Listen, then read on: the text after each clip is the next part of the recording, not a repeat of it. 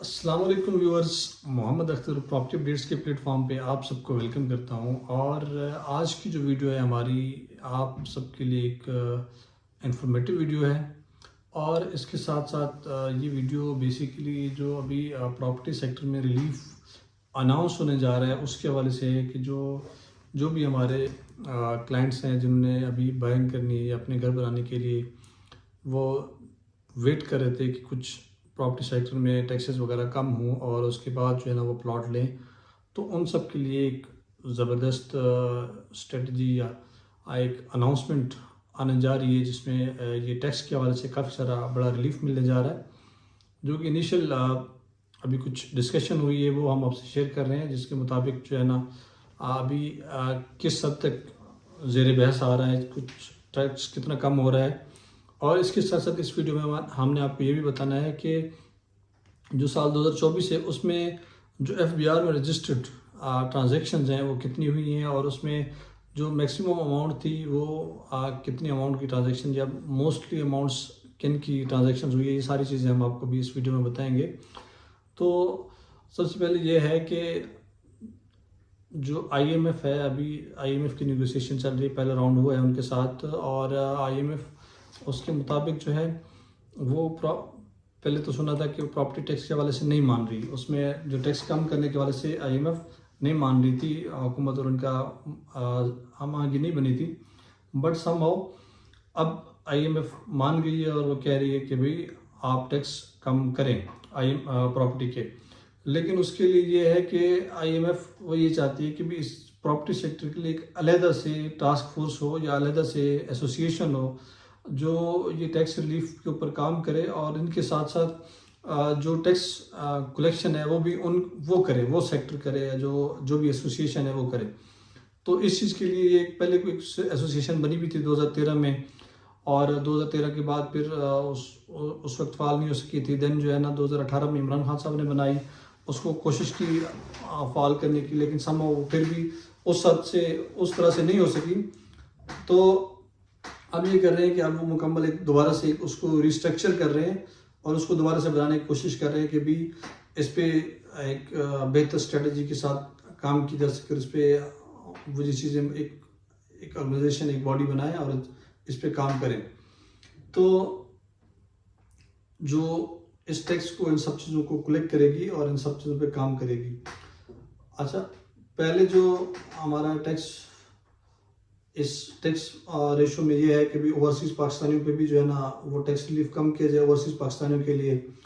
और जो यहाँ पाकिस्तान में रहने वाले हैं जो कि अपनी जिनकी अमाउंट वो डिस्क्लोज नहीं है, उनको एमनेस्टी स्कीम दी जाए कि भाई आप 5 करोड़ रुपये तक के अमाउंट के ऊपर आपको कोई पूछगिछ नहीं होगी, आप कोई इस्तिस्ना होगा, आप कोई भी चीज़ ले सकते हैं, आप एमनेस्टी स्कीम दे देंगे जैसे पहले दी हुई थी। तो इस तरह की चीज़ें, कुछ कंस्ट्रक्शन पैकेजेस देने जा रहे हैं इस गवर्नमेंट में। जैसे कि मैं आपको थोड़ा सा अगर बता दूं कि जैसे पहले इसके ऊपर एफडी था, हम प्रॉपर्टी पे लगा हुआ था इस्लामाबाद में या रावलपिंडी में, जो एफडी था वो भी तकरीबन कम होके 30% तक रह जाएगा, या मोस्टली जगहों पे जैसे इस्लामाबाद में अभी अनाउंस हुआ है तो इस्लामाबाद में उम्मीद है कम हो जाएगा, ख़त्म हो जाएगा बाकायदा। बाकी जो पंजाब सेक्टर्स में है वहाँ पे कम हो जाएगा। और इसके साथ साथ जो फाइलर पे टैक्स था वो 3% तक था। 5 करोड़ रुपए की मालियत तक की जो प्रॉपर्टी थी उस पर 3% था, नॉन फाइलर के लिए 6% था, 12% था, इस तरह से। तो ये होगा कि अभी जो फाइलर है उसके लिए तकरीबन टैक्स जो है 3% वाला 1% या 1% तक हो जाएगा, और जो नॉन फाइलर है उसके लिए ये 3% तक मतलब कम हो जाएगा। अच्छा, इसके साथ साथ फिर जो है आप जो लोग पहली बार घर बना रहे हैं उनके लिए भी ये कुछ अनाउंसमेंट कर रहे हैं कि उनके ऊपर टैक्स, जो नॉन फाइलर हैं या ओवरसीज पाकिस्तानी हैं, उनसे जो टैक्स लिया जाएगा वो बेसिकली यहाँ पे फाइलर के हिसाब से लिया जाएगा। क्योंकि बहुत सारे ओवरसीज पाकिस्तानी हैं जो हमारे बाहर तो फाइलर हैं लेकिन पाकिस्तान में वो फाइलर नहीं रजिस्टर्ड, तो वो जब वो सरमाया यहाँ पाकिस्तान में शिफ्ट करते हैं तो उनको क्या होता है, वहाँ बाहर के ममालिक में भी टैक्स देते हैं और यहाँ भी टैक्स देते हैं। तो अब ये कर रहे हैं कि भाई जो यहाँ पाकिस्तान में उनसे टैक्स ले जाए वो एज ए फाइलर के हिसाब से ले जाए, ना कि नॉन फाइलर के हिसाब से ले जाए। तो इस तरह की चीज़ें भी ये चल रही हैं। अच्छा, जो 7E टैक्स सिस्टम था वो बिल्कुल ख़त्म किया जा रहा है, 7E का टैक्स सिस्टम, और 7E सिस्टम बिल्कुल ख़त्म हो जाएगा, वो उसमें नहीं होगा, ये मतलब अभी चल रहा है। अच्छा, जो माहिरीन की राय है वो ये है, जो रियल एस्टेट सेक्टर के जो जितने बड़े बड़े लोग हैं वो टैक्स को या इन चीज़ों को जो देखते हैं प्रॉपर्टी को, उनकी राय ये है कि इस वक्त जो 2025, 26, 27, खास तौर पर जो 2025 साल है, ये रियल एस्टेट का बूमिंग सेक्टर है या बूमिंग ईयर्स है। इसमें रियल एस्टेट में सबसे ज़्यादा इन्वेस्टमेंट आएगी और इसकी जो रियल एस्टेट बूम करेगी वो तकरीबन 300% तक मार्केट के ऊपर जाने के चांसेस हैं। और ये इस वक्त मार्केट बहुत ऊपर जा सकती है, तकरीबन 300% तक चांसेस हैं कि चीज़ें बढ़ जाएंगी। अच्छा, इसमें जो कुछ रिलीफ अभी अनाउंस किया जाएगा ईद के बाद, और कुछ अनाउंस जो है जब बजट आएगा तो बजट में अनाउंस किया जाएगा रिलीफ जो है, क्योंकि ये स्ट्रेटजी डिस्कस हुई है कि इसको इस तरह से सेक्टर वाइज इस तरह से रिलीफ को अनाउंस किया जाए।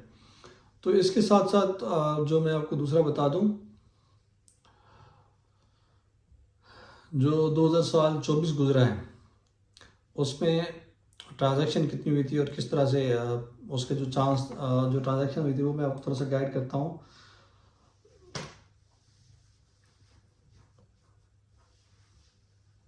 जो रजिस्टर्ड ट्रांजैक्शन है FBR में वो 16,95,724 ट्रांजैक्शन हैं जो रजिस्टर्ड हैं FBR में, और 93% इसमें से ऐसी ट्रांजैक्शन हैं जो 50 लाख से कम की थी।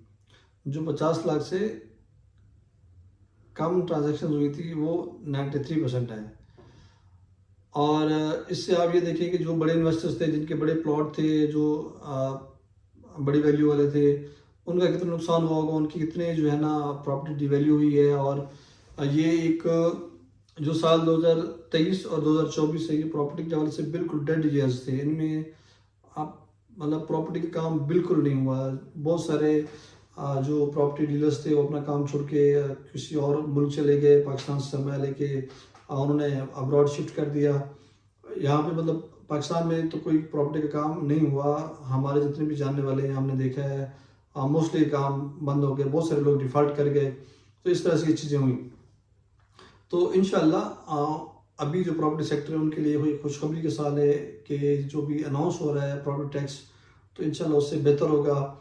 मैं अगेन आपको थोड़ा सा बता देता हूँ कि भाई जो फाइलर टैक्स है 3% वो 1% हो जाएगा, और उसके साथ साथ जो नॉन फाइलर है उन पर भी टैक्स थोड़ा सा कम होगा।